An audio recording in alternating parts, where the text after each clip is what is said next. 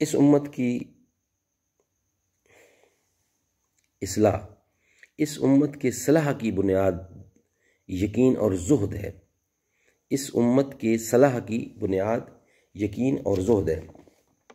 उर्दू तर्जमा और तशरीहात के साथ अहादीस नबवी का एक जदीद और जाम इंतखाब, मुआरफ़ुल हदीस, तालीफ़ मौलाना मोहम्मद मंजूर नहमानी रहमतुल्लाह, जिल्द 2, सफ़ा नंबर 99।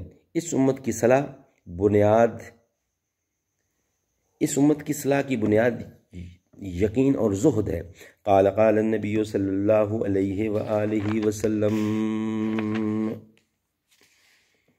रवायत है उमर बिन शुआइब से, वो रवायत करते हैं अपने वालिद शुआइब से, और वो रवायत करते हैं अपने दादा अब्दुल्ला बिन उमर बिन आस से रज़ी अल्लाहु ताला अन्हु कि रसूलुल्लाह सल्लल्लाहु अलैहि वसल्लम ने इरशाद फरमाया कि इस उम्मत की पहली नेकी और बेहतरीन यकीन और ज़ुहद, इस उम्मत की पहली नेकी और बेहतरीन यकीन और ज़ुहद है।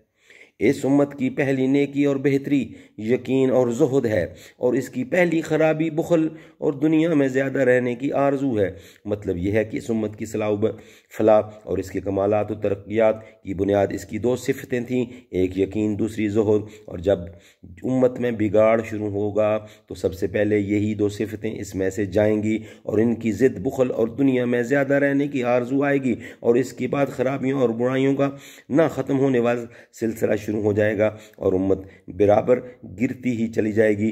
शारहीन ने जैसा कि लिखा है, इस हदीस में यकीन है से मुराद ख़ास इस हकीकत का यकीन है कि इस दुनिया में जो कुछ किसी को मिलता है और जो अच्छी या बुरी हालत किसी पर आती है वो अल्लाह की तरफ से और अल्लाह के फ़ैसले से आती है। और ज़ुहद का मतलब जैसा कि पहले भी मालूम हो चुका है, ये है कि दुनिया से दिल ना लगाया जाए और इसकी नापैद लज्जतों और राहतों को मतलूब मकसूद ना बनाया जाए। और इस यकीन और ज़ुहद का लाजमी नतीजा ये होता है कि इसके हासिल हो जाने के बाद आदमी अल्लाह के रास्ते में और अहला मकासद के लिए जान व माल खर्च करने में बुखल नहीं करता।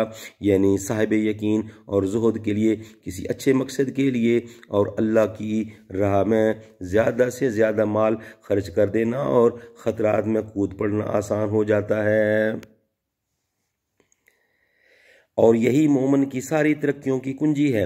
और जब मोमन इन सिफात से खाली हो जाए, यानी बजाय अल्लाह पर यकीन के उसका यकीन अपने माल पर हो जाए, और वो समझने लगे कि अगर माल मेरे पास होगा तो ज़िंदगी अच्छी गुजरेगी और माल ना होगा तो मैं तकलीफ़ और मुसीबतों में मुब्तला हो जाऊंगा, तो इसमें ज़रूर बुखल पैदा हो जाएगा।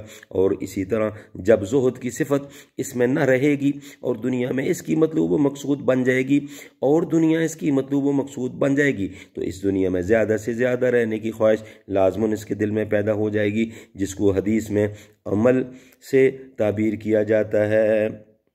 और ज़ाहिर है कि बुखल और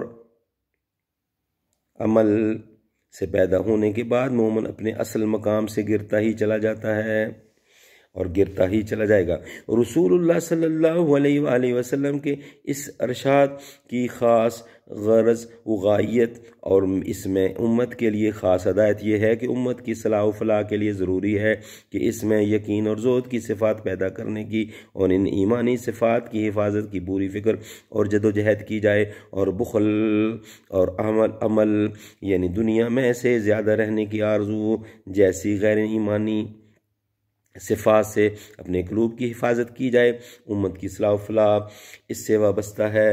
सदक़ल्लाहुल अलीयुल अज़ीम व सदक़ रसूलुहुन नबियुल करीम व नहनु अला ज़ालिका मिनश शाहिदीन वश्शाकिरीन वल्हम्दुलिल्लाहि रब्बिल आलमीन। अल्लाह ताला अमल करने की तौफ़ीक़ अता फरमाए।